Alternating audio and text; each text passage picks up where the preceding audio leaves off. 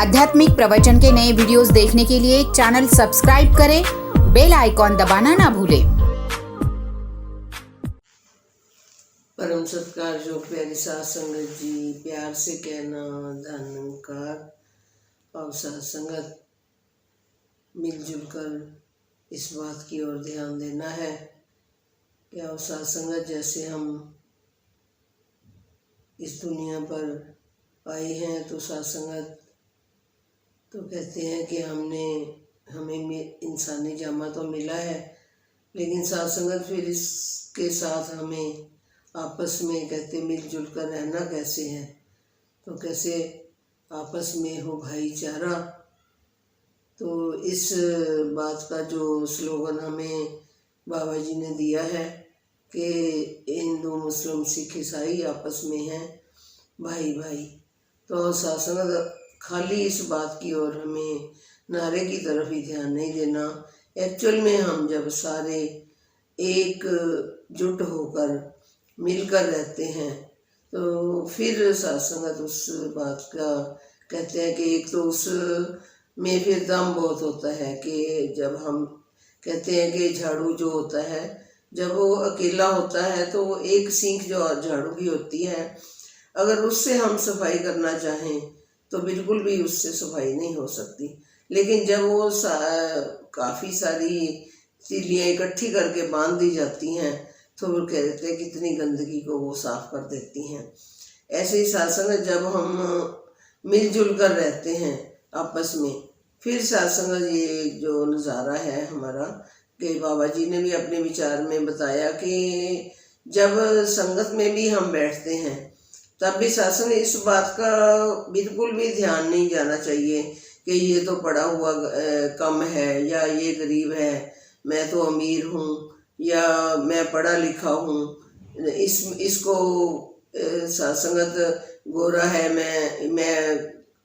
काला हूँ, इस बात की ओर ध्यान नहीं। जब उसके अंदर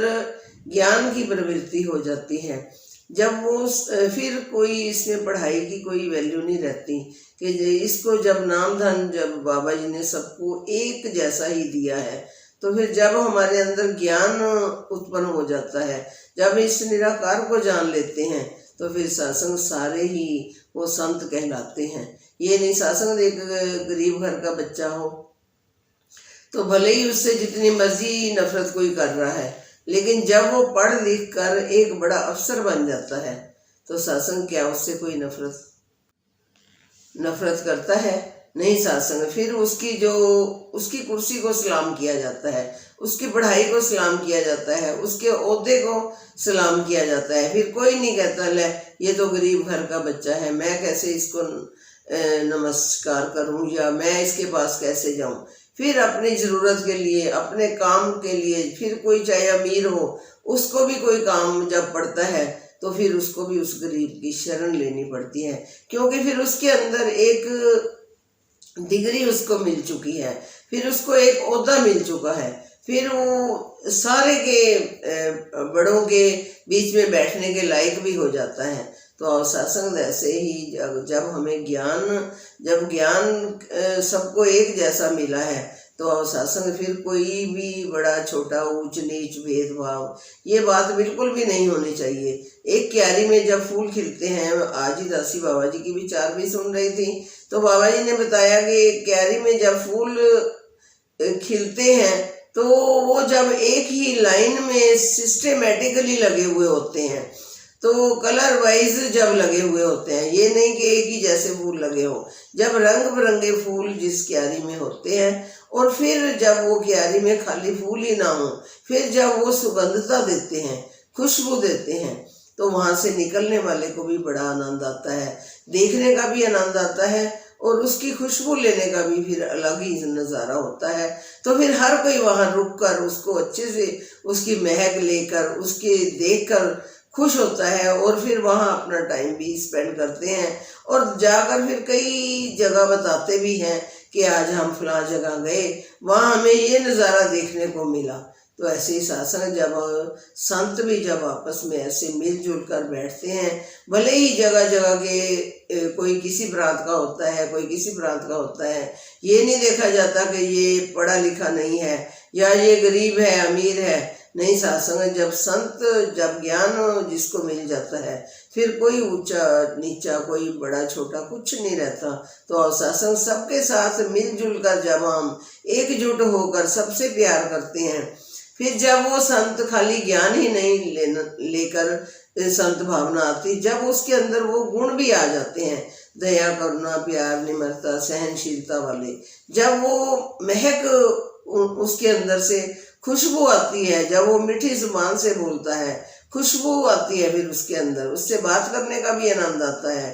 तब सात्संग फिर वो कहते हैं कि फिर गुरु भी कैसे खुश हो रहा होता है कि कितना आनंद आता, वाह ये मेरे संत हैं, कैसे मिलजुल कर बैठे हैं। जैसे सात्संग पीछे भी दासी ने बताया कि माँ बाप भी तभी खुश होते हैं जब परिवार वाले सारे इकट्ठे बैठकर आपस में बैठकर बातचीत भी करते हैं, मिलजुल कर खाना भी खाते हैं और फिर हंसते खेलते हुए एक दूसरे का सत्कार भी करते हैं, सबसे प्यार भी करते हैं, तो पेरेंट्स भी खुश हो जाते हैं। ऐसे ही सात्संग जब संगत में महात्मा जब एकजुट होकर ऐसे ही आपस में भाईचारा से मिलजुल कर रहते हैं, तो फिर कहते हैं गुरु को भी आनंद आ जाता है, क्योंकि सात्संग क्लास में टीचर होता है, उसके भी जब स्टूडेंट ऐसे मिलजुल कर आपस में रहते हैं और फिर उस टीचर की आज्ञा का भी पालन करते हैं और जो भी आदेश टीचर के आते हैं उनके ऊपर अपना वर्क करते हैं, फिर सात्संग टीचर भी बहुत खुश होता है।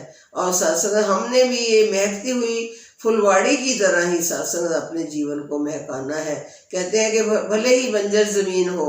उसको अगर वो बंजर ज़मीन है, अगर उसको सही ढंग से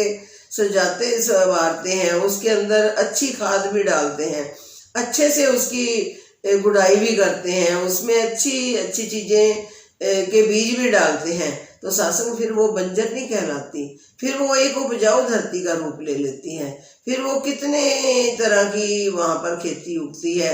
और सारे कहने वाले भी कह देते हैं कि ये तो बंजर ज़मीन थी, इसकी बहुत सेवा की गई है, तभी आज ये इतनी उपजाऊ धरती बन गई है। और सात्संग अगर हम भी अपने जीवन में ऐसे गुण अपनाएंगे कि भले ही हमारे अंदर जितनी मर्जी वैर ईर्खा नफरत भरी हुई है, अगर हम धीरे धीरे उस अंदर से अपने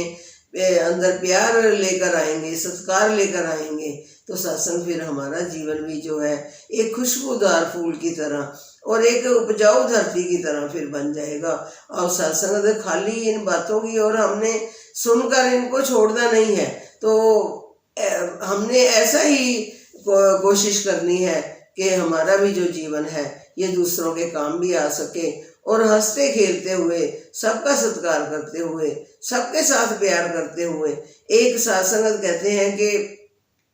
जो घर में एक बच्चा होता है, वो अगर बाकी परिवार वाले सारे कमाने वाले नहीं होते, लेकिन एक बच्चा जो पढ़ लिख कर बड़ा बन जाता है, वो कितनों का फिर पेट भर कर सबको खाना भी सबको पालता भी है, सबकी घर वालों की ज़रूरतें भी पूरी करता है। तो और सात्संग ऐसे ही सात्संग अगर एक संत अपने ऊपर ऐसे फोकस देगा कि मैंने भी अपने जीवन का सुधार करना है, तो और सात्संग उसको देखकर और कितनी फूलवाड़ियाँ हैं जो और कितनी तरह के फूल भी महक उठेंगे। और सात्संग ऐसा जीवन हमारा बन जाए कि जब भी दासी बाबा जी की विचार सुनती है, तो सात्संग दासी विचार सुन रही थी, बाबा जी की टीवी पर ही विचार सुन रही थी, और जब संगत ऐसे मिलजुल कर बैठी हुई थी, तो बाबा जी ने विचार शुरू करते ही बाबा जी के चेहरे पर भी ऐसे रौनक आ गई और ऐसा देखकर खुश हुए बाबा जी, और अपने आप ही मुखारबिंद से निकला कि ये फुलवाड़ी आज कितनी अच्छी लग रही है, कितनी अच्छी सुगंधता दे रही है, कितने अच्छे रंग बिरंगे फूल खिले हुए हैं। तो सात्संग दासी भी बड़ी देखकर हैरान हो रही थी कि आज मेरा सतगुरु पूरा खुश हो रहा है संगत को ऐसे बैठे देखकर। तो अब सात्संग हमने भी ऐसा कर्म करना है कि हमने भी हर बात की ओर ध्यान देते हुए कि कहीं वही बात बार बार आती है कि कहीं कोई ऐसा हमारे से गलती ना हो जाए जिसके कारण दूसरे को दुख पहुंचे। और सत्संग सबको सुकून देते हुए, सबके साथ प्यार करते हुए ऐसा ही जीवन का निर्वाह करना है, ताकि सत्संग देखने सुनने वाले को भी अच्छा लगता है और खुद भी फिर अंदर अपने अंदर भी खुशी महसूस होती है। और सत्संग दासी को भी आशीर्वाद दो कि दासी भी खाली इन बातों की ओर ध्यान ना दे। आप सब संतों महात्माओं की खुशी में ही अपनी खुशी को सत्संग दासी भी महसूस करे और आप सबका सत्कार करते हुए अपने जीवन का निर्वाह कर सके। सत्संग जी प्यार से कहना। आध्यात्मिक प्रवचन के नए वीडियोस देखने के लिए चैनल सब्सक्राइब करें, बेल आइकॉन दबाना ना भूलें।